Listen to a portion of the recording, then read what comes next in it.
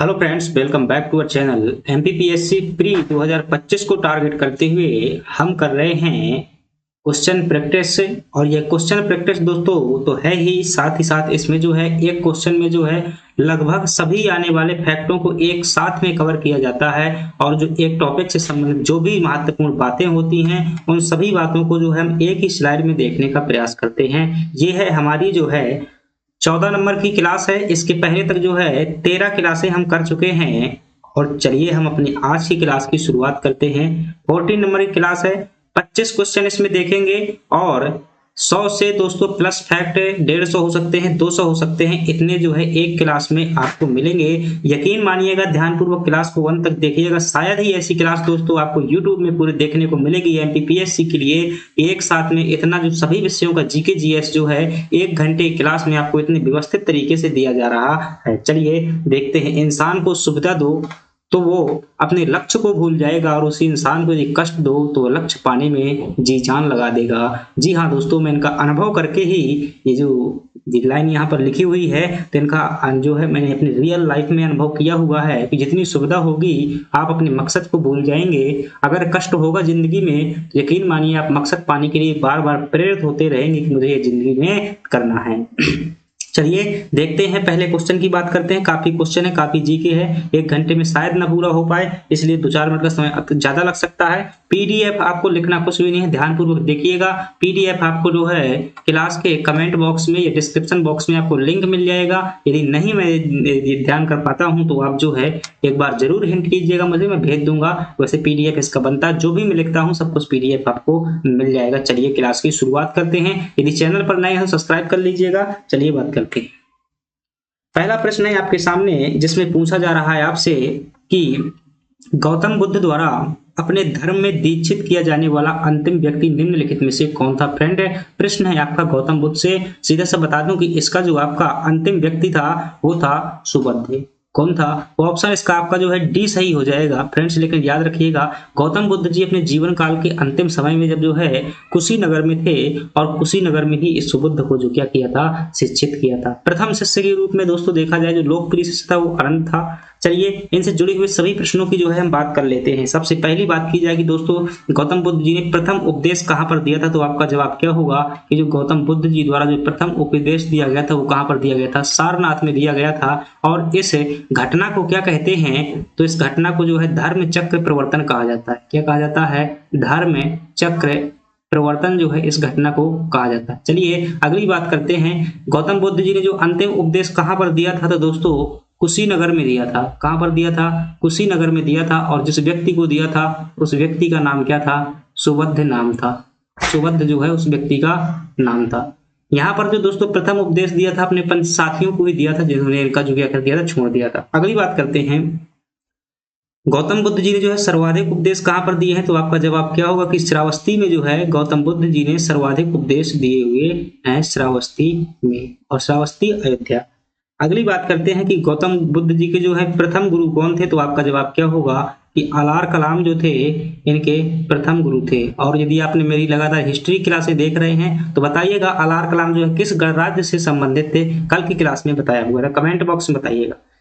अगली बात करते हैं कि ज्ञान प्राप्ति गौतम बुद्ध जी को कहां पर हुई थी, तो आप क्या बताएंगे? बोध गया में जो है इनको ज्ञान की प्राप्ति हुई थी। आपसे पूछा जाए महापरिनिर्वाण कहां पर हुआ था दोस्तों, तो कुशीनगर में जो है इनका महापरिनिर्वाण हुआ था। यूपी में पड़ता है ये वर्तमान में। अगली बात की जाए ज्ञान प्राप्ति किस नदी के किनारे हुई थी, तो आप क्या बताएंगे कि निरंजना नदी के किनारे जो है ज्ञान प्राप्ति हुई थी। फ्रेंड्स, इसी प्रकार से हमारे 25 क्वेश्चन जो है सॉल्व होंगे। बताइए आपके कितने फैक्ट हो जाएंगे इसमें, देखेंगे आप। तो 2, 4, 6, 1, 7 और 8 क्वेश्चन हो गए। तो मतलब 8 क्वेश्चन एक फैक्ट में जो है कंप्लीट होते हैं। एक क्वेश्चन में 8 फैक्ट कंप्लीट होते हैं। तो इसी प्रकार से जो है दोस्तों लगभग 200 फैक्ट आपके पूरी टेस्ट सीरीज में हो जाएंगे। चलिए बात करते हैं नेक्स्ट की। और नेक्स्ट हमारे पास में है, निम्नलिखित में से भारत पर पहली बार आक्रमण करने वाले प्रथम कौन था। मतलब सबसे पहले भारत में किसका विदेशी आक्रमण हुआ था, तो दोस्तों दिए गए ऑप्शन के अनुसार यदि बात करेंगे तो इनमें जो सबसे पहले आक्रमण किया था वो किसने किया था? अरबों द्वारा किया गया था। और कब किया गया था फ्रेंड्स? 712 में किया गया। चलिए आक्रमण से जुड़े हुए सभी प्रश्न एक साथ मैं आपको करवाने का प्रयास करता हूं, ध्यानपूर्वक देखिएगा। आपसे 1 मिनट को समय दीजिएगा। आपसे पूछा जाता है दोस्तों कि भारत में प्रथम विदेशी आक्रमण किसके द्वारा किया गया था, तो आप क्या बताएंगे कि भारत में जो है प्रथम विदेशी आक्रमण जो है ईरानियों द्वारा किया गया था। और कब किया गया था, तो यह फ्रेंड्स जो है 516 ईसा पूर्व में किया गया था, 516 बीसी में किया गया था। किसके द्वारा किया गया था, दारा प्रथम द्वारा किया गया था। कहां पर किया गया था, तो पश्चिम भारत के जो सिंध प्रांत हुआ करता था वहां पर किया गया था। मुझे जो है थोड़ा सा 10 सेकेंड का समय चाहिए।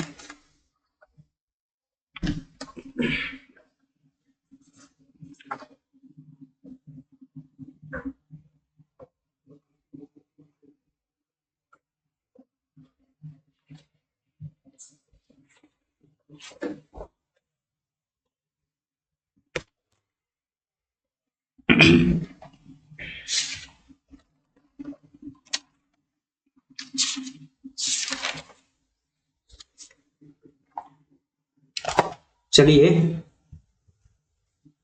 तो आपके पास में जो हम क्या बात कर रहे थे फ्रेंड्स से, हम बात कर रहे थे इन प्रश्नों की जो कि इससे संबंधित हैं। देखिएगा, आपसे पूछ रहा है कि भारत ने प्रथम विदेशी आक्रमण ईरानियों द्वारा किया गया था, 516 में किया गया था। किसने किया था, दारा प्रथम द्वारा किया गया था। कहां पर किया था, सिंध प्रांत में किया था। नेक्स्ट प्रश्न है आपके सामने कि भारत में प्रथम यूनानी आक्रमण दोस्तों किसका था, तो आपका जवाब क्या होगा कि सिकंदर था। सिकंदर ने भारत में क्या किया था, प्रथम यूनानी आक्रमण किया था। और कब किया था, 326 ईसा पूर्व में किया था। इस समय पर जो है पोरस ने इसका क्या किया था, जो है प्रबल विरोध किया हुआ था। अगली बात करते हैं कि भारत में प्रथम मुस्लिम आक्रमण दोस्तों जो है 712 में हुआ था। और किसके द्वारा किया गया था, मोहम्मद बिन कासिम द्वारा किया गया था, जो कि एक क्या था, अरब मुस्लिम था, अरबी मुस्लिम था। इस समय जो सिंध का शासक दाहिर सेन हुआ करता था, इस युद्ध में दाहिर सेन की जो है मृत्यु हुई थी। और इसी ने जो है पहली बार भारत में जजिया कर लगाया हुआ था, मोहम्मद बिन कासिम ने। नेक्स्ट प्रश्न की बात करें कि भारत में प्रथम तुर्क आक्रमण किसने किया था, तो आपका जवाब क्या होगा फ्रेंड्स की सुबुक्तगीन ने जो है भारत में प्रथम तुर्क आक्रमण किया हुआ था। किसने, सुबुक्तगीन ने। कई लोग महमूद गजनवी बताएंगे, लेकिन प्रथम आक्रमण जो है सुबुक्तगीन द्वारा किया गया था, जबकि प्रथम सफल आक्रमण महमूद गजनवी द्वारा किया गया था। आधुनिक भारत में प्रथम यूरोपियन आक्रमण दोस्तों किसका हुआ था, तो दोस्तों जो प्रथम आने वाले यूरोपियन थे, आक्रमण मत कहिएगा इसे, आगमन जो कहिएगा, तो ये तो आपके कौन थे, पुर्तगाली, जो भारत में प्रथम आने वाले यूरोपियन थे। अगली बात की जाए कि नादिर शाह का आक्रमण कब हुआ था, तो आपका जवाब क्या होगा कि 1739 में जो है नादिर शाह का आक्रमण हुआ था। और इस टाइम पर जो है रंगीला शासक हुआ करता था दोस्तों, उत्तरवर्ती मुगल बादशाह मोहम्मद शाह रंगीला शासक हुआ करता था। तो इस प्रकार से फ्रेंड्स हमने क्या देखे, एक प्रश्न में इतने सारे प्रश्न देखे। चलिए नेक्स्ट प्रश्न की बात करते हैं। नेक्स्ट प्रश्न है हमारे पास में कि तीसरे आंग्ल मैसूर युद्ध को रोकने के लिए टीपू सुल्तान ने अंग्रेजों के साथ कौन सी संधि की थी। डियर फ्रेंड्स याद रखिएगा, थोड़ा सा समझिएगा कि आंग्ल मतलब क्या होता है, अंग्रेज, और मैसूर मतलब क्या थी, एक भारत की रियासत थी। तो उनके मध्य में जो युद्ध हुए उन्हें क्या कहा जाता है, आंग्ल मैसूर युद्ध कहा जाता है। अंग्रेजों ने दोस्तों छोटी छोटी रियासतों से युद्ध लड़े और जब बाद में जीत गए तो फिर उन्होंने क्या किया, सहायक संधि करने पर मजबूर कर दिया। यही प्रक्रिया हर रियासत के साथ में अपनाई और यह प्रक्रिया मैसूर रियासत के साथ में अपनाई गई, जिसमें क्या हुए थे, अंग्रेजों और मैसूर रियासत के शासकों के मध्य में कुल जो है 4 युद्ध हुए थे। कितने युद्ध हुए थे, 4 युद्ध हुए थे। तो इनमें से पूछ रहा है कि तीसरा आंग्ल मैसूर युद्ध को रोकने के लिए टीपू सुल्तान ने अंग्रेजों के साथ कौन सी संधि की थी। तो फ्रेंड तीसरे जो आंग्ल मैसूर युद्ध था उसमें टीपू सुल्तान की हालत बहुत खराब हो गई थी और उनके 2 बेटों को जो है गिरवी रख लिया गया था उनका जुर्माना ना दे पाने के कारण। और जो तीसरे नंबर पर संधि हुई थी वो कौन सी थी, आपकी श्रीरंगपट्टनम की संधि हुई थी। देखिएगा इनसे जुड़े हुए प्रश्न, जो आपका प्रथम आंग्ल मैसूर युद्ध हुआ था वह कब हुआ था फ्रेंड्स, 1767 से 1769 के बीच तक चला था। और इस समय पर जो शासक हुआ करते थे मैसूर के हैदर अली थे। और 1769 में दोस्तों मद्रास की संधि हुई थी। और मैं जानकारी के लिए बता दूं, हैदर अली ने जो है ईस्ट इंडिया कंपनी के अंग्रेजों को क्या कर दिया था, पराजित कर दिया था। दक्षिण भारत का प्रथम शासक था जिसने अंग्रेजों को पराजित किया हो। और अंग्रेजों ने शांति प्रस्ताव के साथ मद्रास की संधि कर ली। दूसरे युद्ध में दोस्तों क्या हो जाता है, बीच युद्ध में ही जो है हैदर अली की मृत्यु हो जाती है। यह युद्ध 1780 से 84 के बीच तक चला था। अब हैदर अली की मृत्यु होने के बाद जो है टीपू सुल्तान इस युद्ध का नेतृत्व करते हैं और इस युद्ध की समाप्ति जो है मंगलौर की संधि के साथ में होती है। इसमें दोस्तों तीसरे युद्ध की बात की जाए, तीसरे युद्ध जो है आपका 1790 से 92 के बीच में टीपू सुल्तान द्वारा लड़ा गया और इसमें टीपू सुल्तान की पराजय होती है। अंग्रेजों द्वारा बहुत ज्यादा जुर्माना लगाया जाता है। जुर्माना की भरपाई न करने के कारण उसके दो बेटों को जो है बंदी के रूप में गिरवी रख लिया जाता है। और यहाँ पर जो संधि होती है वो कौन सी संधि हुई थी? श्रीरंग पट्टनम की जो है संधि हुई थी। श्रीरंग पट्टनम की यहाँ पर क्या हुई थी? संधि हुई थी और ये कब हुई थी? 1792 में हुई थी। और चौथा जो दोस्तों आंग्ल मैसूर युद्ध था, इसमें टीपू सुल्तान की क्या हो गई थी? मृत्यु हो गई थी। और जो मैसूर का शासन था दोस्तों किसके हाथ में? पुनः वाडियार वंश के हाथ में आ गया था। किसके हाथ में? वाडियार वंश के हाथ में आ गया था। और वाडियार वंश के शासकों ने अंग्रेजों से क्या कर ली थी? सहायक संधि कर ली थी। तो इस प्रकार दोस्तों 4 आंग्ल मैसूर युद्ध हुए। आई होप आपको समझ में आए हो। चलिए नेक्स्ट प्रश्न की बात करते हैं आपके सामने कि चंदेरी का युद्ध 1528 में बाबर और किसके मध्य में लड़ा गया था? यानी कि चौथे नंबर का प्रश्न है, ध्यानपूर्वक समझिएगा।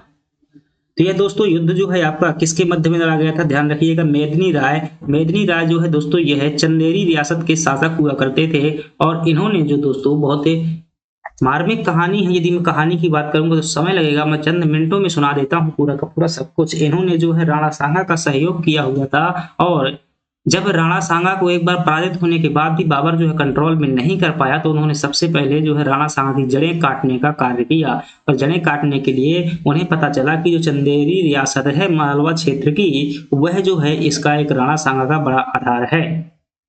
फ्रेंड्स, इसी आधार के चलते जो है उसने क्या कर दिया? आक्रमण कर दिया। और यहाँ पर आक्रमण करने के पश्चात जब मेदिनी राय को यह ऑफर किया गया कि आपको एक रियासत दी जाएगी, आप हमारे पक्ष में हो जाइए, इन्होंने यह रियासत ठुकरा दी।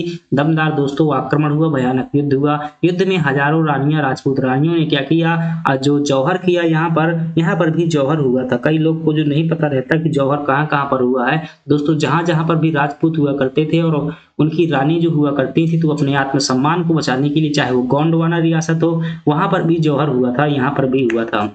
तो मेदिनी राय यहाँ के शासक थे। इससे जुड़े हुए दोस्तों फैक्ट देखिएगा, मंदसौर का युद्ध कब हुआ था दोस्तों? यह जो है 1535 में हुआ था। और यह जो है इस समय यहाँ पर हुमायूं युद्ध करने आया हुआ था। यह युद्ध गुजरात के शासक बहादुर शाह के साथ में हुआ था। शेर शाह का दोस्तों रायसेन पर आक्रमण जो है यहाँ पर 1543 में हुआ था। और यहाँ के राजा जो हुआ करते थे पूरनमल हुआ करते थे। शेर शाह ने दोस्तों इन्हें धोखा दिया था और जो है धोखापूर्ण व्यवहार करने के कारण ये कलंक माना जाता है शेर शाह के ऊपर। सारंगपुर का युद्ध जो है फ्रेंड्स ये भी आपका 1561 में हुआ था। इसमें जो मालवा की रियासत थी वो पीर मोहम्मद ने जो है जीती थी, अकबर का नेतृत्व, अकबर के सेनापति के रूप में। अकबर का गोंडवाना अभियान फ्रेंड्स 1564 में हुआ था। अगर आप ये दर्द भरी कहानी पूरी जानना चाहते हैं किस प्रकार से अकबर को जैसे राष्ट्रीय सम्राट के रूप में आप पढ़ते हैं, आप देखिएगा मैंने इसकी दोस्तों स्टोरी बनाई हुई है, प्लेलिस्ट में चेक कीजिएगा कि गोंडवाना का जौहर और किस प्रकार से रानी दुर्गावती अंत में जब मुट्ठी भर सेना बचती है, ढेर सारी मुगल सेना के सामने हर हर महादेव का जाप करते हुए जब वो अंतिम बार जो है युद्ध में दोस्तों तीर लगने के बाद भी उनके हाथ से जो धनुष नहीं छूटता है, जबरदस्त दोस्तों रानी थी, वो बहुत खतरनाक रानी थी। सुनिएगा, यदि आप चाहें तो सुन सकते हैं। तो 1564 में जो है अकबर ने गोंडवाना पर अभियान किया था। रामचंद्र देव द्वारा दोस्तों राजधानी परिवर्तन कब की गई थी? तो आप याद रखिएगा 1569 में जो है रीवा के राजा रामचंद्र देव ने अपनी राजधानी परिवर्तित की थी। और राजधानी किसको बनाया था फ्रेंड्स? बांधवगढ़ को जो है राजधानी बनाया था। एक प्रश्न आ चुका है एमपीपीएससी में कि वीर सिंह देव की राजधानी क्या थी? वीर सिंह के बाद में जो दोस्तों शासक बनते हैं रामचंद्र देव बनते हैं। तो वीर सिंह देव की राजधानी गहोरा हुआ करती थी, इनके बाद राजधानी परिवर्तन हुई थी। आपसे पूछा जाए अकबर का अंतिम अभियान कौन था? तो फ्रेंड्स 1601 में जो है अकबर ने अंतिम अभियान किया था और वो कौन सा था? आपके असीरगढ़ में हुआ था, जहां पर अकबर ने रिश्वत देकर के वहां का जो दरवाजा खुलवाया हुआ था, जिसे कहते हैं सोने की चाबियों से दरवाजा खुलवाया था। नेक्स्ट प्रश्न है कि मध्य प्रदेश के किस क्षेत्र में मगध वंश का शासन हुआ करता था? तो फ्रेंड्स मगध वंश का जो शासन हुआ करता था 5वें नंबर का आपका प्रश्न है। और मगध वंश का शासन जो था आपका ये बुंदेलखंड के क्षेत्र में हुआ करता था। कहां पर था? बुंदेलखंड में हुआ करता था। देखिएगा मगध वंश की प्रारंभिक राजधानी क्या थी? तो दोस्तों आपका जवाब क्या होगा कि बांधवगढ़ जो है मगध वंश की प्रारंभिक राजधानी हुआ करती थी। आपसे पूछे मैकल वंश का शासन कहां पर था? तो आप क्या जवाब देंगे कि बघेलखंड में जो है मैकल वंश का शासन हुआ करता था, शहडोल और अनूपपुर के क्षेत्र में। परिव्राजक वंश का शासन कहाँ था दोस्तों? मध्य प्रदेश के पन्ना क्षेत्र में जो है परिव्राजक वंश का शासन हुआ करता था। उच्चकल्प वंश का दोस्तों शासन कहाँ पर था? तो याद रखिएगा, उच्चकल्प वंश का जो शासन था ये आपका सतना क्षेत्र में था। कहां पर था? सतना क्षेत्र में जो है उच्चकल्प वंश का शासन हुआ करता था। वाकाटक वंश ने दोस्तों इन्होंने जो है बुंदेलखंड में शासन किया हुआ है। कहां पर? बुंदेलखंड में शासन किया था। विंध्य शक्ति इसके क्या थे? संस्थापक थे।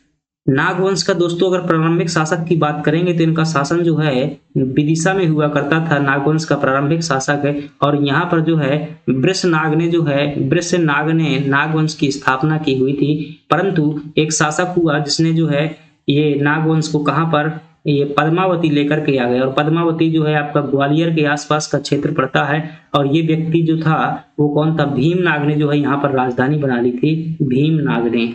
चलिए अगली बात करते हैं, कादरमक वंश का शासक कहां पर था?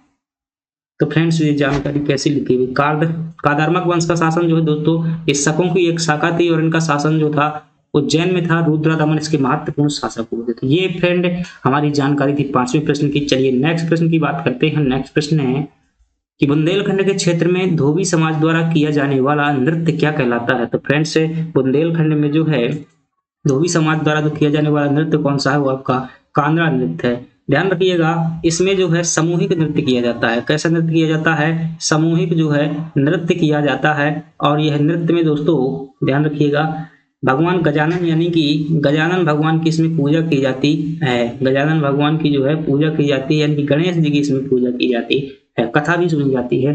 चलिए जुड़े हुए बात करते हैं बुंदेलखंड के लोक नृत्य दोस्तों कौन कौन से हैं, सभी के सभी बात कर लेते हैं। राई की बात करें दोस्तों, ये बुंदेलखंड का लोक नृत्य है और ये मध्य प्रदेश का राजकीय नृत्य भी है। याद रखिएगा क्या है? राजकीय नृत्य भी है। अगली बात करें नवरात्रा दोस्तों, यह जो है नौ दुर्गा जब होती हैं, नौ दुर्गा के समय पर होता है। और इसमें जो है दोस्तों जो कुंवारी लड़कियां होती हैं, कुंवारी कन्या होती हैं, उनके द्वारा जो है दोस्तों नृत्य किया जाता है, व्रत भी रखा जाता है। बधाई दोस्तों बात करें बुंदेलखंड में एक प्रकार का उत्सव है जो जन्म के समय पर मनाया जाता है। इसमें ढोल नगाड़े के साथ में बाजा बजता है। जब भी किसी का जन्म होता है तो बधाई बजाई जाती है। ढिमराई जो है दोस्तों, ढिमराई नृत्य है आपका, ये ढीमर जाति के लोगों द्वारा किया जाता है। ये अपने ढीमर जाति के लोगों द्वारा किया जाता है। आपने गाना सुना होगा, ढीमरा ने फेंक दो जाल। सहरा नृत्य जो है दोस्तों यह भी बुंदेलखंड में होता है। और सहरा नृत्य दोस्तों श्रावण माह में होता है। कब होता है? श्रावण माह में। और इसमें दोस्तों आल्हा गायन किया जाता है। क्या किया जाता है? आल्हा गायन किया जाता है। जवारा नृत्य दोस्तों यह भी आपका जिस दिन रक्षाबंधन के समय पर होता है। जवारा नृत्य कब होता है? रक्षाबंधन के समय पर होता है। जब पृथ्वीराज चौहान ने महोबा के मतलब बुंदेलखंड को घेर लिया था, आल्हा उदल द्वारा दोस्तों जवारा नहीं निकल रहा था, तो आल्हा उदल द्वारा ये जवारा निकलाया गया था। उसी उपलक्ष्य में त्योहार मनाते हैं। कांगड़ा नृत्य जो है दोस्तों ये धोबी समाज द्वारा किया जाता है, पढ़ चुके थे। ये सभी बुंदेलखंड के नृत्य हैं। और मौनिया उत्सव दोस्तों यह दीपावली के समय पर होता है। कब होता है? दीपावली के समय पर होता है। और इसमें मोर पंख को लेकर के नृत्य किया जाता है। मोर पंख को लेकर युवा नृत्य करते हैं। ध्यान रखिएगा पुरुषों का ये पुरुष प्रधान है। अगली बात करते हैं और अगला प्रश्न है कौन सा तटीय मैदान गुजरात में स्थित नहीं है? फ्रेंड्स देखिएगा कौन सा तटीय मैदान है जो गुजरात में स्थित नहीं है? तो आप यहाँ पर थोड़ा सा टाइम लगेगा लेकिन समझा देता हूँ, मैप से अच्छे से समझना है आपको। तो देखिएगा कि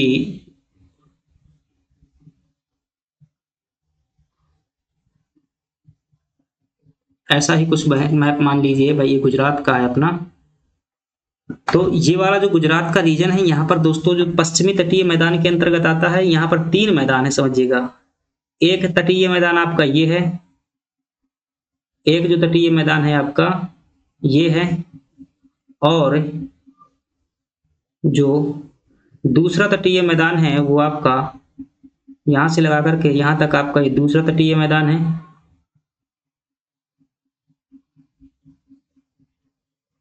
और ये जो है आपका यहां से लगाकर यहां तक का ये जो है आपका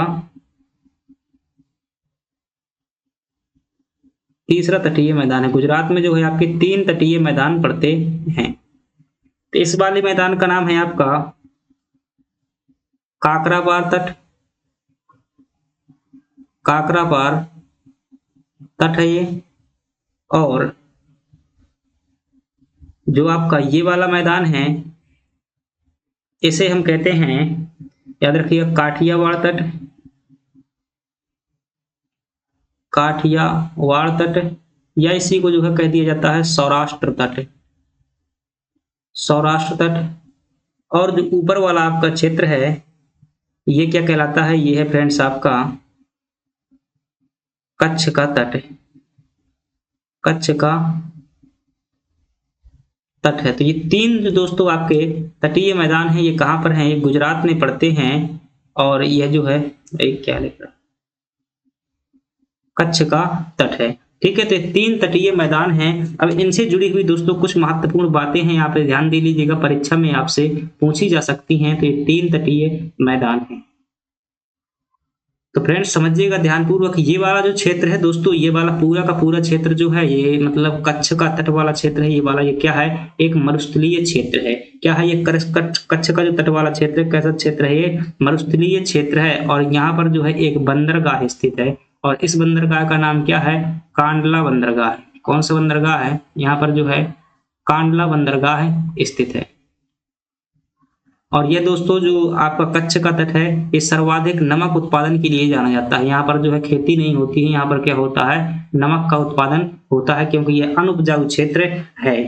और जो फ्रेंड्स आपका ये कांडला बंदरगाह है, याद रखिएगा, कांडला बंदरगाह से क्या किया जाता है, यहाँ से दोस्तों नमक का निर्यात किया जाता है। क्या करते हैं, यहाँ से नमक तथा मेवा, जो सूखे मेवा है उनका निर्यात किया जाता है। जम्मू कश्मीर साइड से आते हैं सूखे मेवा ये, और यहीं से जो है क्या कर दिया जाता है, निर्यात कर दिया जाता है। ध्यान रखिएगा, बहुत महत्वपूर्ण यह है कि जो कांडला बंदरगाह है ये ज्वारीय बंदरगाह है। कैसा बंदरगाह है, ज्वारीय, ज्वार भाटा आप जानते होंगे, ये ज्वारीय बंदरगाह है। प्लस जो है मुक्त व्यापार केंद्र भी है। ये प्रश्न पूछा जा चुका है, यह क्या है, एक मुक्त व्यापार केंद्र भी है। तो ये क्या है, आपके कच्छ का तट का मैदान है। काठियावाड़ तट के दोस्तों देखिएगा, यह भी दोस्तों अनुपजाऊ क्षेत्र है। और यहाँ पर क्या है, एक प्रकार का पहाड़ी क्षेत्र है। क्या है, यहाँ पर पहाड़ी क्षेत्र है। यहाँ पर देखेंगे तो आपको मिल जाएंगी गिरी पहाड़ियां मिल जाएंगी, यहाँ पर गिरी की पहाड़ियां मिल जाएंगी, मांडव की पहाड़ियां मिल जाएंगी, गिरी की पहाड़ियां मिल जाएंगी और मांडव की पहाड़ियां मिल जाएंगी। साथ ही यहाँ पर वर्धा पहाड़ी भी देखने को मिल जाएगी। ये पहाड़ियां कहाँ देखने को मिलती हैं, काठियावाड़ तट में देखने को मिलती हैं। जो गिरी पहाड़ियां हैं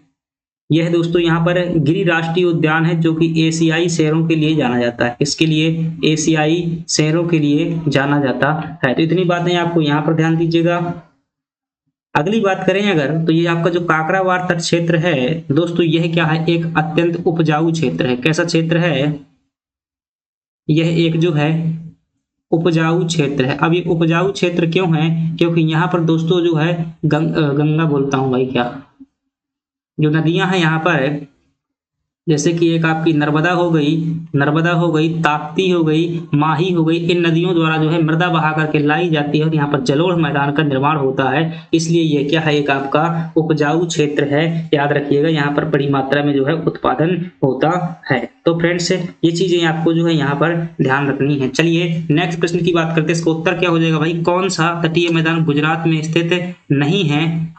तो काठियावाड़ तट है, काकरापार तट है, ये कोंकण तट, थोड़ा सा ऑप्शन जो है आपके मिस्टेक हो गए हैं। तो कोंकण तट दोस्तों ये यहाँ पर नहीं स्थित है, क्योंकि कोंकण तट जो है आपका यह है महाराष्ट्र से लगाकर के गोवा तक स्थित है। महाराष्ट्र से लगाकर के गोवा तक का तट क्या कहलाता है, कोंकण तट कहलाता है। चलिए नेक्स्ट प्रश्न की बात करते हैं। नेक्स्ट प्रश्न है कि जवाहरलाल नेहरू बंदरगाह किस तट पर स्थित है। तो फ्रेंड्स है पुनः देखिएगा कि ये जो मैं यहाँ का क्षेत्र बनाया दक्षिण भारत का, तो यहाँ पर आप देखेंगे कि जो यहाँ तक का तट था वो आपका क्या कहलाता था, यहाँ से लगाकर यहाँ तक का जो गुजरात का तट था, ये वाला तट किसका था, ये गुजरात का तटीय क्षेत्र था। अब इसके बाद यहाँ पर दोस्तों क्या पड़ता है, दमन पड़ता है। क्या पड़ता है, यहाँ पर जो है आपका दमन है, और दमन से लगा करके यहाँ जो है गोवा तक का क्षेत्र, दमन से लगाकर गोवा तक का क्षेत्र क्या कहलाता है आपका, ये फ्रेंड्स है दमन से लगाकर गोवा तक का क्षेत्र जो है कोंकण तट के नाम से जाना जाता है। किस तट के नाम से, कोंकण तट के नाम से जाना जाता है। और इस तट पर ध्यानपूर्वक देखिएगा तो यहाँ पर दोस्तों एक जो है सैलसेट द्वीप है, और यहाँ पर जो है आपका स्थित है मुंबई बंदरगाह है। कौन सा बंदरगाह है, यहाँ पर स्थित है आपका मुंबई बंदरगाह है। और मुंबई बंदरगाह दोस्तों ये क्या है, ध्यान रखिएगा, सबसे बड़ा बंदरगाह है भारत का। भारत का क्या है, सबसे बड़ा बंदरगाह है, ये बात ध्यान रखिएगा। इसके भार को कम करने के लिए यहाँ पर एक बंदरगाह और विकसित किया गया है, और उस बंदरगाह का नाम क्या है, यहाँ पर विकसित किया गया है दोस्तों, इसका नाम है जवाहरलाल नेहरू बंदरगाह है। क्या नाम है, जवाहरलाल नेहरू बंदरगाह जो है यहीं पर स्थित है। और जवाहरलाल नेहरू बंदरगाह ध्यान रखिएगा भारत का सबसे क्या है, आधुनिक बंदरगाह है। क्या है, भारत का सबसे जो है आधुनिक बंदरगाह है। तो इतनी बातें आपको ध्यान रखिएगा दोस्तों। यहाँ पर एक नदी इस प्रकार से आती है बह करके, और इस नदी का नाम है जुआरी नदी। क्या नाम है, जुआरी नदी। और जुआरी नदी में जो है यहाँ पर एक बंदरगाह स्थित है, इसका नाम है मार्मुगांव बंदरगाह। क्या नाम है, मार्मुगांव बंदरगाह। और ये कहाँ पर स्थित है, आपका गोवा में स्थित है, याद रखिएगा। और यहाँ से जो है आपका काजू का निर्यात किया जाता है। कहाँ से, मार्मुगांव बंदरगाह से। दोस्तों जवाहरलाल नेहरू बंदरगाह है ना, यहाँ से आपका जो है पेट्रोलियम का निर्यात किया जाता है। किसका निर्यात किया जाता है, पेट्रोलियम का निर्यात किया जाता है। कहाँ से, जवाहरलाल नेहरू बंदरगाह से। काजू कहाँ से, मार्मुगांव से। नमक और सूखा मेवा कहाँ से, जो पिछले पढ़ा था, कांडला बंदरगाह से किया जाता है। चलिए नेक्स्ट प्रश्न की बात करते हैं, इसका उत्तर क्या हो जाएगा। जवाहरलाल नेहरू बंदरगाह किस तट में स्थित है, तो दोस्तों ये आपका कहाँ पर स्थित है, कोंकण तट में स्थित है। क्योंकि हम चर्चा किसी कर रहे थे, कोंकण तट की। ये कर्नाटक तट कहाँ पर पड़ता है, समझ ज्यादा तो नहीं लग रहा है फ्रेंड्स से, तो फास्ट कराऊंगा, थोड़ा सा कम बताऊंगा। कन्नड़ तट आपका जो है ये आपका यहाँ से दोस्तों बात का जो कर्नाटक का तट क्षेत्र है वो यहाँ पर पड़ जाएगा।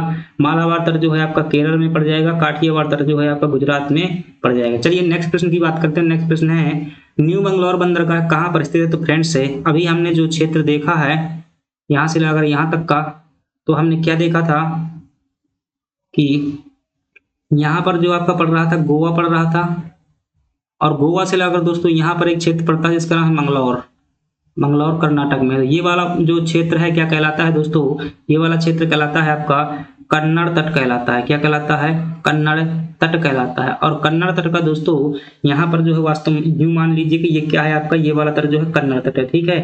तो यहाँ पर जो है एक नदी ये प्रवाहित हो रही है इस तट से, और एक नदी जो है ये प्रवाहित हो रही है। तो ये दो नदियां प्रवाहित होती हैं। इस नदी का नाम है आपकी जो है शरावती नदी। क्या नाम है, शरावती नदी। और इसका जो दोस्तों नाम है, ये नाम है आपकी बराही नदी। क्या नाम है, बराही नदी। दो नदियां जो है पश्चिमी तट में, ये जो कन्नड़ तट में क्या होती हैं, प्रवाहित होती हैं। मेरे लिखवाने का आशा यहाँ पर कुछ खास बात है। शरावती नदी पर जो है आपका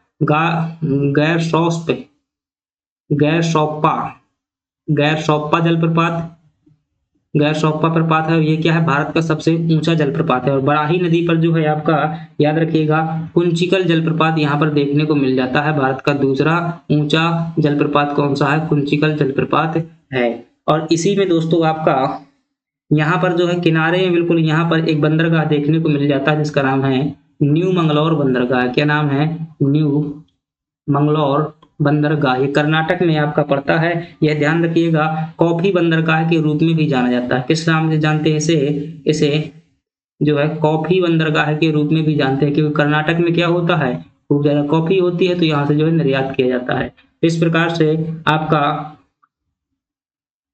न्यू मंगलौर बंदरगाह कहाँ पर है, कन्नड़ तट में स्थित है। तो पूछ रहा है न्यू मंगलौर बंदरगाह किस तट पर स्थित है, तो आपके बताएंगे कन्नड़ तट पर स्थित है। चलिए अब नेक्स्ट प्रश्न की बात करते हैं। नेक्स्ट प्रश्न है आपके सामने कि निम्नलिखित में से कौन मध्य प्रदेश की चंबल की सहायक नदी नहीं है। तो फ्रेंड्स देखिएगा, चंबल नदी की सहायक नदियों की बात की जा रही है। तो चंबल की दोस्तों सहायक नदियां कौन कौन सी हैं, आप देखेंगे उत्तर आप तुरंत निकाल लेंगे। क्षिप्रा जो है आपकी, तो ये पहले इसका उत्तर बता देता हूं दोस्तों। चंबल की सहायक नदी नहीं है, तो इसका जवाब क्या होगा कि क्षिप्रा, शिवना होगा यहाँ पर, शिवना, काली सिंध, बनास, सभी के सभी भाई ठीक है। इसका डी उत्तर हो जाएगा। ये दोस्तों बनास नदी है, तो ध्यान रखिएगा सीधी में प्रवाहित होने वाली बनास नदी है। बनास नदियां दो हैं। प्रश्न क्या कह रहा है, निम्नलिखित में से कौन मध्य प्रदेश की चंबल की सहायक नदी नहीं है। और बनास नदी कहाँ पर प्रवाहित होती है, ध्यान रखिएगा, एक राजस्थान में और एक जो है सीधी में प्रवाहित होती है। तो ये वाली बनास नदी जो है दूसरी है, और जो राजस्थान से आती है वो चंबल की सहायक नदी है। चंबल की दोस्तों जो सहायक नदियां देखिएगा क्षिप्रा है। और क्षिप्रा की बात करें दोस्तों, ये कहाँ से इसका उद्गम होता है, इंदौर से होता है। ध्यान रखिएगा, इंदौर में एक पहाड़ी, इसका नाम है काकड़ी बर्डी पहाड़ी। शिवना नदी जो है फ्रेंड्स है, तो शिवना नदी का उद्गम कहाँ से होता है? रतलाम से होता है। और यह आपकी कहाँ पर मिलती है? चंबल में मिल जाती है। शिवना नदी के किनारे ही क्या स्थित है आपका? दसपुर शहर, मंदसौर शहर स्थित है, ध्यान रखिएगा। अगली बात करते हैं काली सिंध की। दोस्तों बात करें तो काली सिंध का जो उद्गम होता है आपका, वो कहाँ से होता है? देवास से होता है। कहाँ से होता है? काली सिंध का उद्गम जो बागली गांव देवास से होता है। पार्वती नदी का जो उद्गम है दोस्तों, ये आष्टा सीहोर से होता है। कहाँ से होता है? सीहोर से होता है। और कूनू नदी का उद्गम जो है फ्रेंड्स है आपकी, कूनू नदी का जो उद्गम होता है कहाँ से होता है? शिवपुरी से जो है कूनू नदी का उद्गम होता है। अगली बात करें बनास नदी का उद्गम जो है दोस्तों, ये राजस्थान में प्रवाहित होती है और ये अरावली पहाड़ी से निकलती है। अरावली पहाड़ी से निकलती है। सीप नदी जो है दोस्तों, ये आपकी जो है मुरैना श्योपुर में प्रवाहित होती है। और ये क्या है इसकी?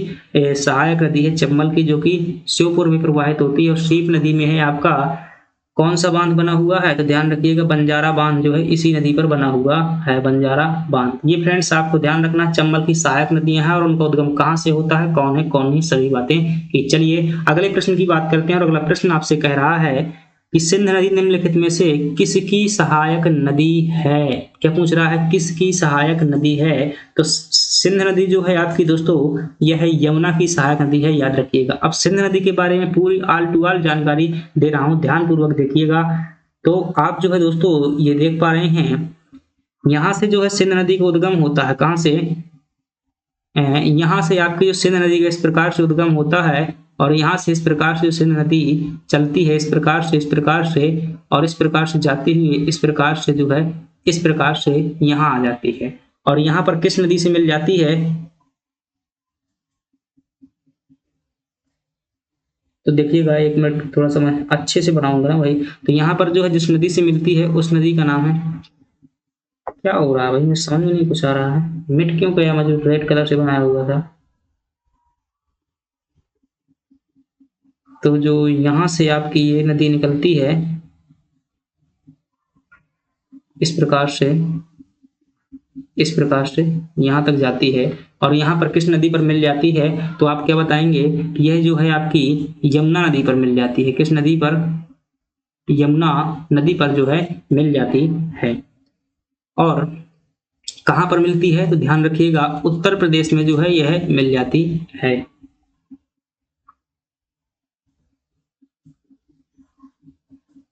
चलिए अगली बात करते हैं। इसमें दोस्तों पूछे आपका उद्गम कहाँ से होता है? तो ये जहां से निकलती है नदी, वहां पर जो है आपका विदिशा है। ये विदिशा से जो है इसका क्या होता है? उद्गम होता है। जस्ट मिनट, मुझे 1 मिनट का समय दीजिएगा भाई, वरना क्लास जो है थोड़ा सा डिस्टर्ब कर रही है।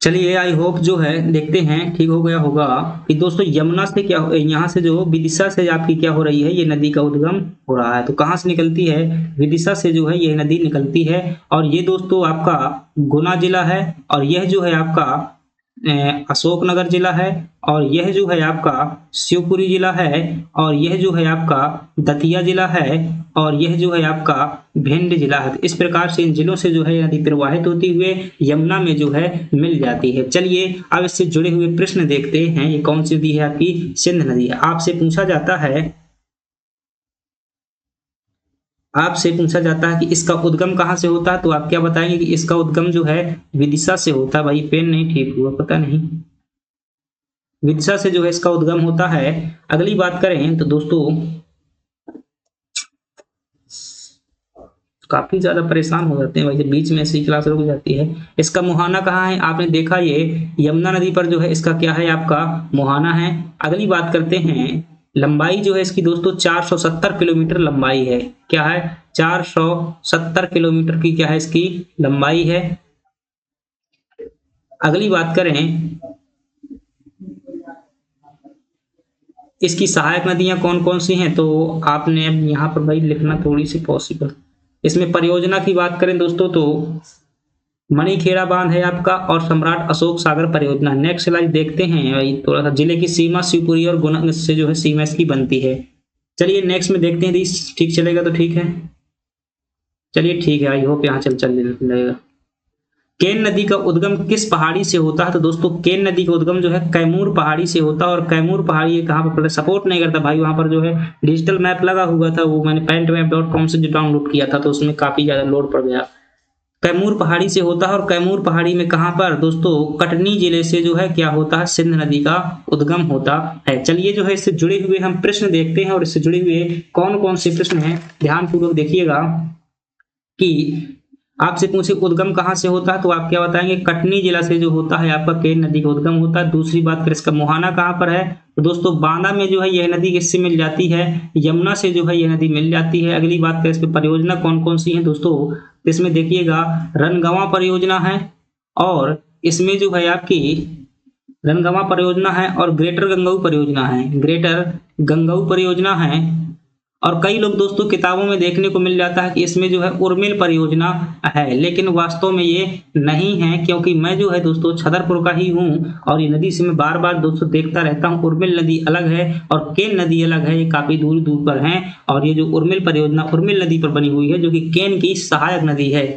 चलिए हालांकि ये फैक्ट जो है किताबों में लिखा रहता है कि केन नदी पर है, परंतु ऐसा नहीं है, ध्यान रखिएगा। अगली बात करते हैं कौन से जलप्रपात बनते हैं दोस्तों, तो इसमें जो है पांडव जलप्रपात हमें देखने को मिल जाता है। किस नदी पर, केन नदी पर जो है हमें पांडव जलप्रपात देखने को मिल जाएगा। अगली और गाथा जलप्रपात भी यहीं पर दोस्तों देखने को मिल जाएगा, गाथा जलप्रपात। अगली बात करें इसका प्राचीन नाम क्या है, तो केन नदी का जो प्राचीन नाम है वो सुप्तिमती जो है यहाँ का प्राचीन नाम। नेक्स्ट बात करें जो मध्य प्रदेश का दोस्तों पर्यटन विभाग है उसने क्या किया हुआ है, मध्य प्रदेश के पर्यटन विभाग ने केन नदी को जो है सबसे सुंदर नदी का दर्जा दिया हुआ है। नेक्स्ट बात करते हैं फटाफट दोस्तों, बहुत सारा कंटेंट है, अभी 1 घंटे में निपटाना है। नियुक्ति के समय मध्य प्रदेश के सबसे कम उम्र के राज्यपाल कौन थे, तो फ्रेंड्स नियुक्ति के समय पर जो आपके सबसे कम उम्र के राज्यपाल हैं तो आप क्या बताएंगे कि जो सरला ग्रेवाल हैं वो आपकी सबसे कम उम्र की राज्यपाल रही हैं। अगली बात करें नियुक्ति के समय सर्वाधिक उम्र वाले राज्यपाल कौन है, तो दोस्तों आप क्या बताएंगे, यहाँ पर क्या पूछा कम समय, तो सर्वाधिक उम्र वाले कौन हो जाएंगे दोस्तों, लालजी टंडन जो हैं ये क्या है सर्वाधिक उम्र के हो जाएंगे, 84 वर्ष के थे आई थिंक। और जो सरला ग्रेवाल 63 वर्ष की थी। सतना में जन्मे राज्यपाल कौन थे दोस्तों, ध्यान रखिएगा NM जो बांचू साहब थे वो क्या है सतना में निरंजन बांचू थे, सतना में जन्मे। भारत के बाहर जन्मे राज्यपाल कौन थे दोस्तों, भाई महावीर जो थे भारत के बाहर जन्मे हुए लाहौर में जन्मे राज्यपाल थे। प्रथम महिला राज्यपाल कौन थी, तो आपका जवाब क्या होगा, सरला ग्रेवाल जो है प्रथम महिला राज्यपाल थी। अगली बात करें मध्य प्रदेश विभाजन के समय पर राज्यपाल कौन थे दोस्तों, मध्य प्रदेश के विभाजन के समय महावीर सिंह जो है राज्यपाल थे। तो इतनी बातें ध्यान रखें। चलिए नेक्स्ट प्रश्न की बात करते हैं, आत्मनिर्भर मध्य प्रदेश के लिए कौन सा अभियान सुशासन से संबंधित नहीं है। फ्रेंड्स ध्यान पूर्वक देखिएगा, पूरी चीजें समझ में आ जाएंगी। मुझे जो है यहाँ पर थोड़ा सा एक समझाना पड़ेगा, चीजें यहाँ पर समझ लीजिएगा। आप देखिएगा कि जो है आत्मनिर्भर मध्य प्रदेश एक जो है अभियान है, आत्मनिर्भर MP जो है ये भारत सरकार ने दोस्तों चलाया हुआ था कि आत्मनिर्भर भारत, उसी के उपलक्ष्य से मध्य प्रदेश ने भी यह अभियान चलाया। और इसको पूरा करने के लिए दोस्तों 4 आधार स्तंभ बनाए हुए हैं मध्य प्रदेश ने। कितने आधार स्तंभ है, 4 आधार स्तंभ है। पहला कौन सा है आपका, सुशासन स्थापित करना, तो सबसे पहला इसका आधार स्तंभ क्या है, सुशासन है। दूसरा क्या है आपका दोस्तों, अर्थव्यवस्था प्लस रोजगार जो है उपलब्ध करवाना, ये दूसरा इसका क्या है लक्ष्य है, मतलब आधार स्तंभ है। और तीसरा कौन सा है दोस्तों, तो तीसरा है आपका भौतिक संरचना, क्या है भौतिक जो अवसंरचना है उसको क्या करना, विकसित करना। और चौथा कौन सा है, स्वास्थ्य और शिक्षा, क्या स्वास्थ्य और शिक्षा है। अब बताइएगा इन आधार स्तंभों को यदि सभी जगह कंप्लीट कर दिया जाएगा तो मध्य प्रदेश क्या हो जाएगा दोस्तों, आत्मनिर्भर हो जाएगा। लेकिन यह सुशासन कैसे स्थापित होगा, तो इस सुशासन को स्थापित करने के लिए मध्य प्रदेश सरकार ने दोस्तों कुछ कार्यक्रम चलाए हुए हैं। कौन कौन से, एक कार्यक्रम चलाया हुआ है मिशन जनगण मन, क्या चलाया हुआ है, मिशन जनगण चलाया हुआ है। इसके माध्यम से जो है अच्छी सेवाएं शासन की दी जाएंगी। एकत्व कार्यक्रम चलाया हुआ है। और दूसरा कार्यक्रम दोस्तों बात करें परिचय कार्यक्रम, और जो है बहुत से कार्यक्रम चलाए हुए। खैर मैं समझा रहा हूँ इसको, अभी क्वेश्चन वाइज देखेंगे। अर्थव्यवस्था और रोजगार को दोस्तों मजबूत करने के लिए मध्य प्रदेश सरकार ने जो है मिशन अर्थ चलाया हुआ है। मिशन दक्ष के माध्यम से जो है आपको प्रशिक्षण दिया जाएगा, सुदक्षता स्थापित की जाएगी और स्वावलंबन के माध्यम से दोस्तों स्वयं का रोजगार विकसित करने पर बल दिया गया है। भौतिक संरचना के लिए भी जो है सस्ते मद्दी डील की गई हैं और संरचना पर विकास के बल पर बल दिया जा रहा है। स्वास्थ्य शिक्षा में बात करें तो यहाँ पर दोस्तों मिशन बोधि चलाया गया है और जो मिशन निरामय चलाया गया है। बोधि में जो है शिक्षा पर बल दिया गया है, निरामय में स्वास्थ्य पर। अब जो है हम प्रश्न देखते हैं, आपको समझ में आएगा। देखिएगा, आपसे पूछ रहा है कि आत्मनिर्भर मध्य प्रदेश के लिए कौन सा अभियान सुशासन से संबंधित नहीं है। तो दोस्तों बात करें एकत्व कार्यक्रम, परिचय कार्यक्रम और मुस्कान अभियान, ये सभी के सभी दोस्तों किससे हैं, ये आत्मनिर्भर सुशासन के लिए यह अभियान चलाए गए थे। जबकि जो मिशन अर्थ है ये किसके लिए था, अर्थव्यवस्था और रोजगार के लिए चलाया गया था, रोजगार के लिए। तो यही आपका क्या हो जाएगा कि यह जो है सुशासन से संबंधित न होकर के अर्थव्यवस्था और रोजगार से संबंधित है। 4 स्तंभ हमने देखे हुए थे, उनका है ये दूसरा स्तंभ था। अब बात करते हैं कि जो सुशासन स्थापित करने के लिए कौन कौन से अभियान चलाए गए वो क्या है।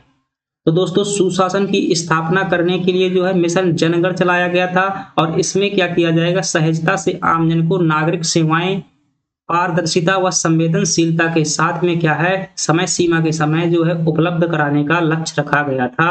अगर ये उपलब्ध हो जाएंगे तो क्या हो जाएगा, सुशासन स्थापित हो जाएगा।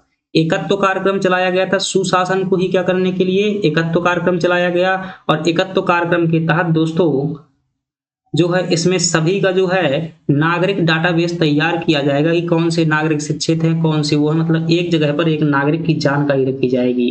परिचय कार्यक्रम के तहत दोस्तों एक ही पोर्टल पर सभी प्रकार की नागरिक सेवाएं उपलब्ध कराई जाएंगी और सम्मान व मुस्कान अभियान के तहत महिला सशक्तिकरण पर बल दिया जाएगा और साथ ही मध्य प्रदेश सरकार के अगर उत्कृष्ट प्रबंधन पर ध्यान देगी तो इतने यदि कार्य मध्य प्रदेश सरकार जो लक्ष्य रखे हुए करती है तो निश्चित रूप से मध्य प्रदेश सरकार सुशासन का लक्ष्य प्राप्त कर सकेगी। ये दोस्तों सुशासन पर प्रश्न था और ये कार्यक्रम सुशासन के लिए ही है। चलिए नेक्स्ट प्रश्न की बात करते हैं कि मध्य प्रदेश ने जो है आत्मनिर्भर के आधार स्तंभ अर्थव्यवस्था और रोजगार को प्राप्त करने के लिए कौन से प्रयास किए हैं। तो दोस्तों भी हमने देखा था मिशन अर्थ भी चलाया हुआ है, मिशन दक्ष भी चलाया हुआ है, मिशन स्वावलंबन भी चलाया हुआ है। ये किसके लिए है, अर्थव्यवस्था और रोजगार के लिए। तो इसका ऑप्शन क्या हो जाएगा, डी सही हो जाएगा।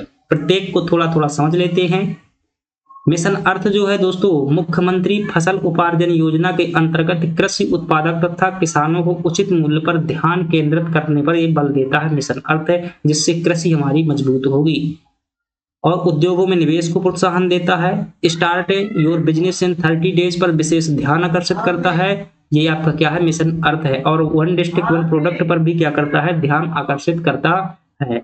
चलिए अब बात करते हैं दोस्तों मिशन दक्ष है। मिशन दक्ष में जो है दोस्तों क्या किया जाएगा, इसमें जो है लोकल का आह्वान किया जाएगा, मतलब मेगा आईटी पार्क स्थापित किए जाएंगे, ग्लोबल स्किल पार्क बनाया जाएगा। ये कहां पर बनाया गया है दोस्तों, भोपाल में। और इसके तहत जो है आपको अच्छे अच्छे प्रशिक्षण दिए जाएंगे।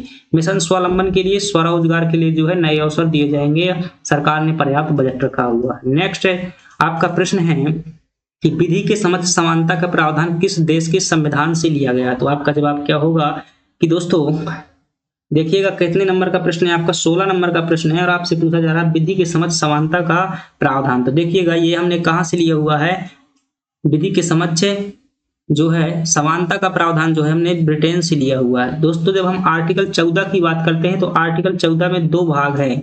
एक है आपका ए में जो है विधि के समक्ष समानता है और बी में जो है विधि के समान संरक्षण है। तो दोस्तों ये कहां पर दिया हुआ है, समानता का प्रावधान 14A में है और ये कहां से लिया हुआ है, हमने ब्रिटेन से लिया हुआ है। और जो दोस्तों विधि के समान संरक्षण है ये कहां पर दिया हुआ है, 14B में दिया हुआ है और ये हमने कहां से लिया हुआ है, USA से लिया हुआ है। अनुच्छेद 361 में दोस्तों क्या की गई है, राष्ट्रपति समानता होने के बाद भी भारत के संविधान में राष्ट्रपति और राज्यपालों के लिए विशेष प्रावधान किसमें किए गए हैं, अनुच्छेद 361 में। अनुच्छेद 105 में दोस्तों जो MP होते हैं यानी कि सांसद होते हैं उनके लिए विशेष प्रावधान है। 194 में दोस्तों जो MLA होते हैं उनके लिए विशेष प्रावधान किए गए हैं। ये मतलब समानता के जो क्या है थोड़ी से वो अलग प्रावधान, विधि के समान संरक्षण का प्रावधान है ये। अगला प्रश्न है शिक्षण संस्थानों में सामाजिक एवं शैक्षणिक दृष्टि से पिछड़े हुए नागरिकों को आरक्षण देने के लिए आरक्षण किस संविधान संशोधन द्वारा दिया गया था? फ्रेंड्स, अनुच्छेद 15 में स्पष्ट रूप से क्या कहा गया है कि राज्य जो है किसी के साथ में भेदभाव नहीं करेगा किसी प्रकार से, ठीक है। और 5 आधार बताए गए हैं। कितने आधार बताए गए हैं? 5 आधार बताए गए हैं कि लिंग, जन्म स्थान इत्यादि के आधार पर जो है भेदभाव नहीं किया जाएगा।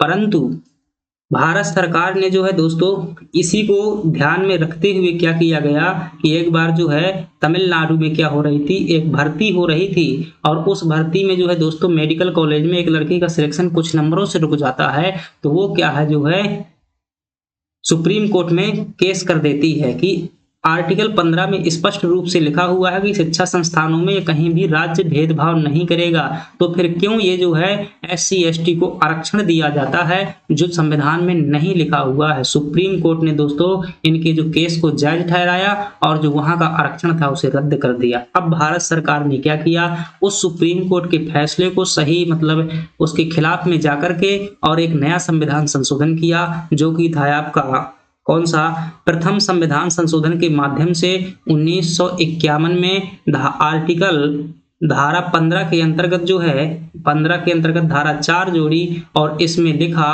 कि सामाजिक और शैक्षिक दृष्टि से पिछड़े हुए समाज के कमजोर लोगों को शिक्षा संस्थानों में आरक्षण दिया जाएगा और वह जो है दोस्तों संविधान का उल्लंघन नहीं होगा समानता का। तो ये जो है प्रथम संविधान संशोधन द्वारा जोड़ा गया था। चलिए आर्टिकल 15 की जुड़ी हुई सभी बातें करते हैं। आर्टिकल 15 दोस्तों अनुच्छेद 15 में वर्तमान में कुल कितनी धाराएं हैं, तो आप क्या बताएंगे? कुल 6 धाराएं हैं। क्या क्या है? 15(1) में क्या कहता है कि धर्म, मूल वंश, जाति, लिंग, जन्म स्थान, क्या धर्म, मूल वंश, जाति, लिंग, जन्म स्थान के आधार पर जो है भेदभाव का रोका गया है कि कोई भी भेदभाव नहीं करेगा। आर्टिकल 15(2) में क्या कहा गया है कि राज्य भेदभाव नहीं करेगा, यहाँ पर कोई भी नागरिक भेदभाव नहीं करेगा, यहाँ पर राज्य भेदभाव नहीं करेगा।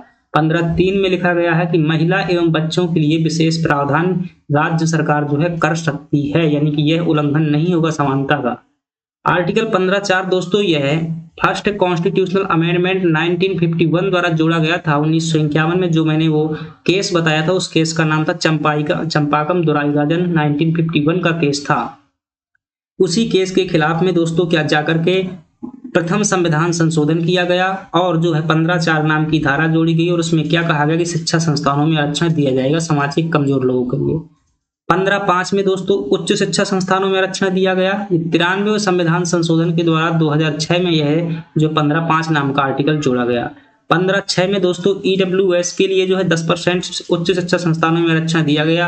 ये 103वें संविधान संशोधन के द्वारा जो है 2019 में जोड़ा गया था। तो ये था हमारा आर्टिकल 15 का जो है एक मूल्यांकन। चलिए बात करते हैं अगली कि भारत में स्थापित प्रथम बैंक निम्नलिखित में से कौन है।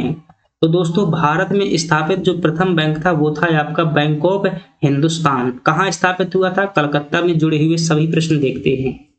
विश्व का प्रथम बैंक क्या है? तो दोस्तों ध्यान रखिएगा 1197 में प्रथम बैंक स्थापित किया गया था जिसका नाम था बैंक ऑफ वेनिस नाम था दोस्तों। ये इटली में स्थापित किया गया था।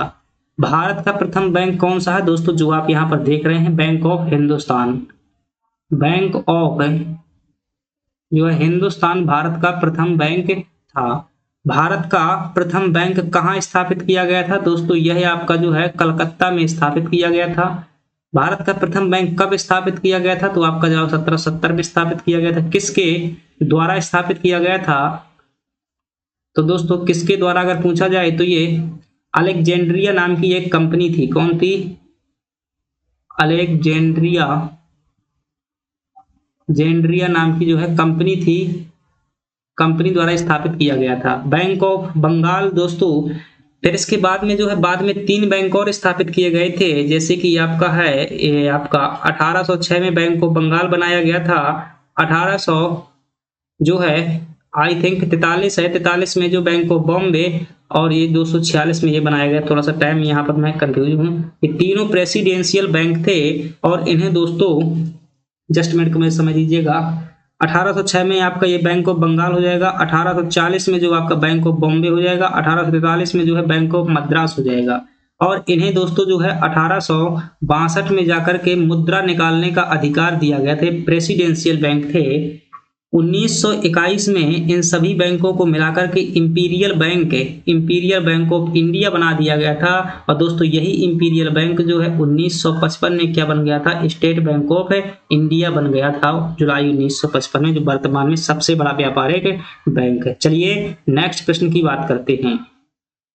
इकोमार्क प्रतीक निम्नलिखित में से किससे संबंधित है? दोस्तों अभी आप 2022-23 का पेपर उठा करके देखिएगा, वहां पर पूछा गया था कि खाद्य पदार्थों के लिए कौन सा चिन्ह दिया जाता है। दोस्तों जो भी औद्योगिक सामग्री होती है उन्हें कोई ना कोई चिन्ह दिया जाता है। ये पेपर में पूछ लेता है कि कौन सा चिन्ह किसे दिया जाता है। देखिएगा इकोमार्क प्रतीक जो है किससे संबंधित है, तो दोस्तों यह जो है ये पर्यावरण के लिए जो सुरक्षित सामग्री है उसके लिए दिया जाता है आपका इको मार्क। इको मतलब क्या होता है आप जानते हैं, जो पर्यावरण के अनुकूल है। तो पर्यावरण सुरक्षित सामग्री के लिए कौन सा चिन्ह दिया जाता है, तो आप क्या बताएंगे, इको मार्क दिया जाता है। चलिए बात करते हैं जुड़े हुए प्रश्नों को। तो भारत सरकार ने सभी नागरिकों के आर्थिक हितों की रक्षा के लिए लगभग हर उत्पाद के लिए कुछ मानक बनाए हैं। ये मोस्ट इंपोर्टेंट टेबल है, ध्यान रखिएगा, आता है प्रश्न। कृषि उत्पादों के लिए कौन सा चिन्ह दिया जाता है, आपका जवाब होगा एग मार्क। इलेक्ट्रॉनिक उत्पादों के लिए कौन सा चिन्ह दिया जाता है, तो ISI मार्क। सोने के आभूषणों के लिए BIS हॉलमार्क दिया जाता है। सभी प्रकार के प्रसंस्कृत फल उत्पादों के लिए FPO। ये प्रश्न है आपका MPPSC में पूछा गया, MPPSC में जो है आया हुआ प्रश्न, इसीलिए वे सभी उठा लिए है। और जो पर्यावरण अनुकूल उत्पाद होते हैं उन्हें दिया जाता है इको मार्क। दोस्तों इस प्रकार से आपको ध्यान रखना है। चलिए PDF मिल जाएगा, एक बार पढ़िएगा। नेक्स्ट प्रश्न है कि रक्त जो है, रक्त में जो रक्त होता है दोस्तों, रक्त में ग्लूकोज स्तर सामान्यतः व्यक्त किया जाता है, किसके माध्यम से व्यक्त किया जाता है फ्रेंड, IAS में पूछा गया प्रश्न है। तो रक्त में जो ग्लूकोज होता है उसे दोस्तों मिलीग्राम जो है प्रति डेसीलीटर में व्यक्त करते हैं। चलिए रक्त से जुड़े हुए कुछ अन्य प्रश्न देखते हैं। आपसे पूछे रक्त किस प्रकार का ऊतक है, तो आप क्या बताएंगे, यह एक प्रकार का संयोजी ऊतक है। कैसा, तरल संयोजी जो है ऊतक है, तरल संयोजी ऊतक। चलिए नेक्स्ट प्रश्न की बात करते हैं। रक्त का pH मान कितना होता है, तो आपका जवाब क्या होगा कि 7.4 जो है रक्त का pH मान होता है। अगली बात करें, रक्त की कमी को क्या कहते हैं, तो दोस्तों आप बताइएगा कि जो रक्त की जब कमी हो जाती है तो उसे क्या कहा जाता है, एनीमिया कहा जाता है।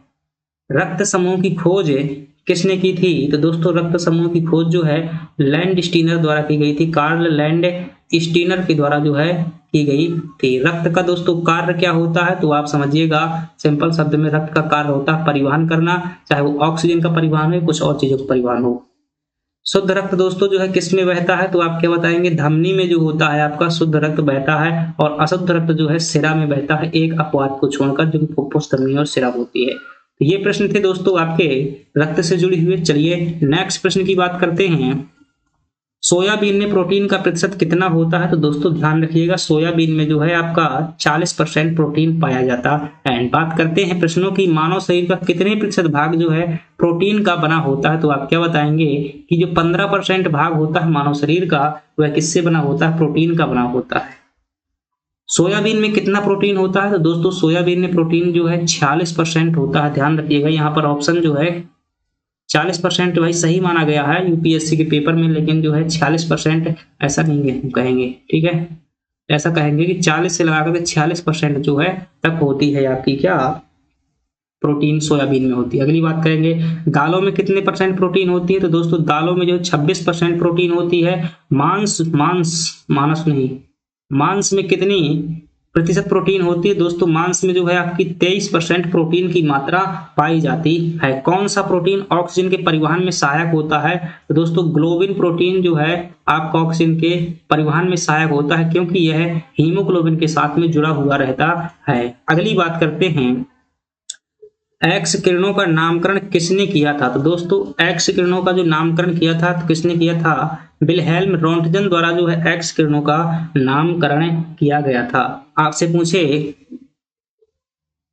कि दोस्तों 1895 में खोज तथा नामकरण किया गया और कैथोड किरणों को अलग बताया किसने, ये जो आपके जोसेफ फॉरेस्ट साहब हैं, ये जोसेफ थॉमसन जी हैं, इन्होंने क्या किया था, सीधा सा मतलब समझिएगा कि इन्होंने जो है कैथोड किरणों की खोज की थी। किसने की थी, तो आप क्या बताएंगे, जोसेफ थॉमसन ने जो है कैथोड किरणों की खोज की थी।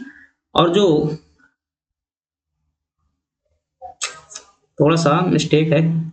ये जो है कैथोड किरणों से जो अलग करके बताया था दोस्तों, विल्हेल्म जो है रोंटगन ने क्या की थी, एक्स किरणों की खोज की थी। किन से अलग करके, कैथोड किरणों से अलग करके। और जो ये आपके हैं 1897 में कैथोड किरणों की खोज किसने की हुई थी दोस्तों, थॉमसन ने जो है, थॉमसन ने क्या की थी, कैथोड किरणों की खोज की थी। और इन्हें क्या बताया था, नेगेटिव बताया हुआ था।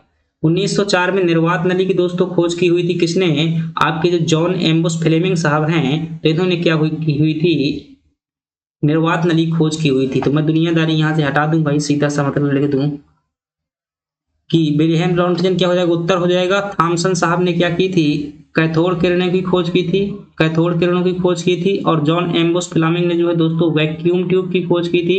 जो प्रथम पीढ़ी के कंप्यूटर में उपयोग किया जाता था वैक्यूम ट्यूब, जिसे निर्वात नली भी कह दिया जाता है।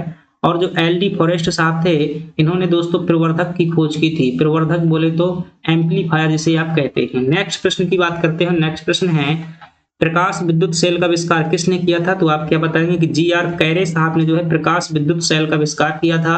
इन्होंने किसका आविष्कार किया था, तो आप क्या बताएंगे, एम्पलीफायर का आविष्कार किया था। फ्लेमिंग ने जो है दोस्तों निर्वात नली या वैक्यूम ट्यूब का आविष्कार किया हुआ था। विल्हेम रोंटगन ने जो है एक्स किरणों का आविष्कार किया हुआ था। चलिए 24 नंबर का प्रश्न है, चुटकुला नहीं भाई, चटकोरा। चटकोरा नृत्य जो है किस जनजाति में प्रचलित है दोस्तों, चटकोरा नृत्य आपका कोरकू जनजाति में प्रचलित है। और बैगा जनजाति में आपको ध्यान रखना है, परधौनी नृत्य प्रचलित है किस जनजाति में, बैगा जनजाति में। भारिया में ध्यान रखना, भाड़म और शैतम नृत्य किसके हैं, आपके भारिया जनजाति के हैं। और भील में याद रखना कि जो भगोरिया नृत्य, भगोरिया, भगोरिया और जो गोल गधेड़ो हैं किसके हैं, ये आपके भील जनजाति के हैं। लास्ट प्रश्न है आपके सामने कि छेड़ा फाड़ना प्रथा किससे संबंधित है दोस्तों, यह है आपकी जनजातियों में प्रचलित तलाक से संबंधित प्रथा है। और इस प्रथा में दोस्तों जो साड़ी का पल्लू होता है या अपने टॉवेल का जो कपड़ा होता है, एक पेड़ के नीचे जाकर के कुछ लोगों के सामने, जो सरपंच वगैरह होते हैं उनके सामने वो जो है कपड़ा फाड़ दिया जाता है। और इसका मतलब क्या होता है कि उसने क्या कर दिया, तलाक दे दिया, ये इसका मतलब होता है। मृत्यु से संबंधित है दोस्तों, जनजातियों में एक प्रथा प्रचलित है जिसका नाम है सिरौली प्रथा, मृत्यु से संबंधित है।